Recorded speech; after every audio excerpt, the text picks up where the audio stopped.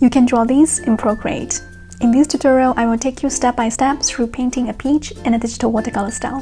It's easy to follow, and you'll also pick up some useful techniques like how to color and render in Procreate. I've also made a free printable drawing guide with all the steps written down. You can grab it from the link in the video description. And by the way, this tutorial comes from a full 3-hour class inside my membership. I will share more about that later.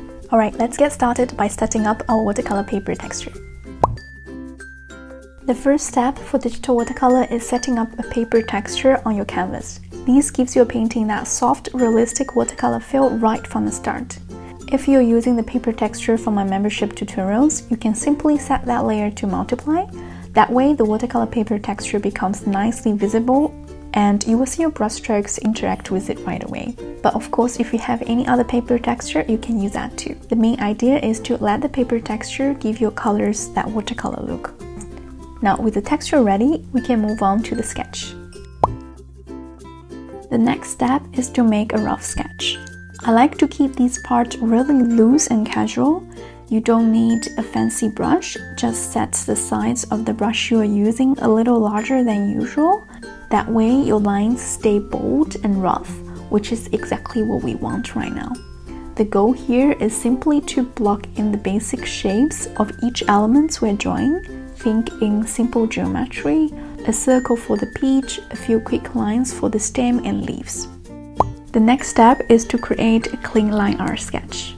For this, I place the rough sketch layer underneath, lower its opacity, and then add a new layer on top to draw the clean lines. The rough sketch acts as a guide, so I already know where everything should go. Now it's just making the lines neat, refined, and a little more detailed. At this stage, I usually zoom in on the canvas and rotate it quite often, so I can draw my lines in the direction that feels most natural. Sometimes I will zoom out again to check the overall proportions, and if something looks a bit off, I will use Procreate's liquify tool to make small adjustments. Now, if your main focus is practicing color and painting, you can actually skip this step and work directly on top of your rough sketch. The rough sketch already gives you enough guidance for where to place your colors. But in my tutorials, I like to show the clean line art process as well, just to give you the option of working in a more detailed and polished way. If you find it a little tricky to keep up with the video, don't forget you can grab the free PDF drawing guide. You can even print it out to keep it next to your iPad, so the steps are always clear while you draw. If you've been struggling with digital art, maybe spending hours drawing but not seeing real progress, that's exactly why I started my membership. Inside, I guide you step by step from simple plants and flowers all the way up to animals and characters with real-time demonstrations, almost like you're sitting next to me while I draw. Plus, you will be part of a supportive group of classmates who motivate you to practice more, and you will get personal feedback from me, so you're never stuck on your own. If that sounds interesting, you can check out the link in the video description. The next step is color blocking, which means filling in the base colors for our peach. This part is actually really simple because the peach is made up of just 3 main shapes: the pinkish round shape of the fruit, the brown stem, and the green leaf. I like to keep each of these on separate layers, one layer for the fruit, one for the stem, and one for the leaf. That way, it's easy to adjust them later.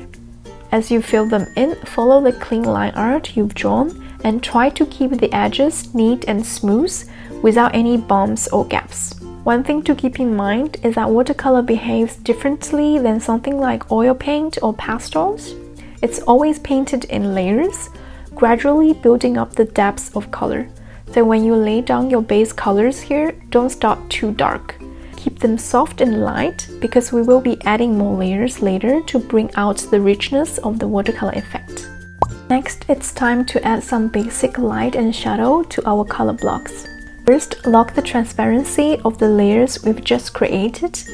That way, any new color we add will stay neatly inside the shapes we've already painted earlier. Next, grab a soft brush.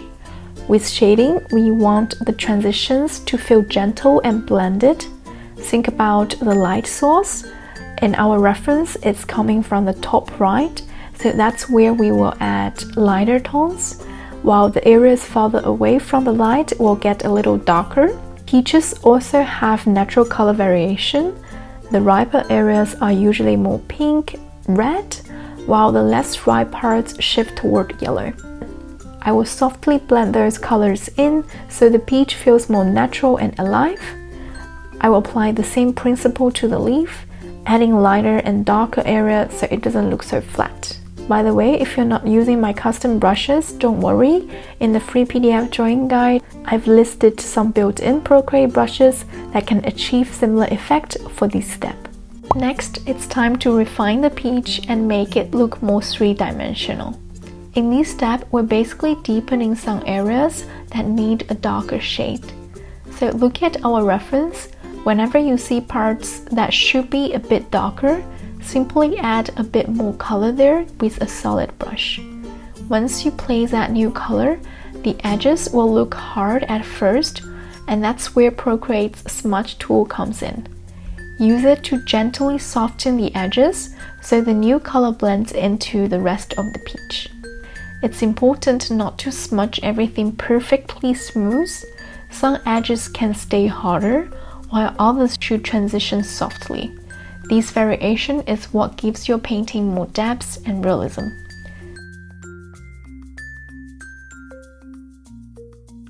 The process is really just repeating these. Add a darker shade, then decide whether to keep the edge crisp or blend it out with the smudge tool.